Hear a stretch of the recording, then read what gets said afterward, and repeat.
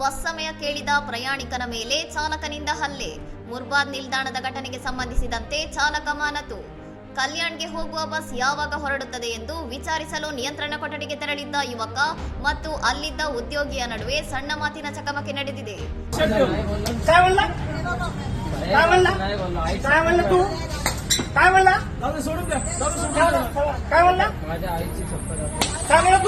कौन है तू?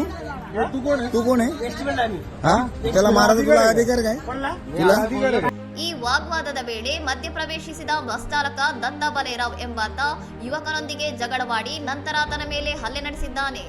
ಬಸ್ ನಿಲ್ದಾಣದಲ್ಲಿದ್ದ ಇತರ ಪ್ರಯಾಣಿಕರು ಈ ಹಲ್ಲೆಯ ದೃಶ್ಯವನ್ನು ತಮ್ಮ ಮೊಬೈಲ್ನಲ್ಲಿ ಸೆರೆ ಹಿಡಿದಿದ್ದು, ಈ ವಿಡಿಯೋ ಸಾಮಾಜಿಕ ಮಾಧ್ಯಮಗಳಲ್ಲಿ ವೈರಲ್ ಆಗಿದೆ.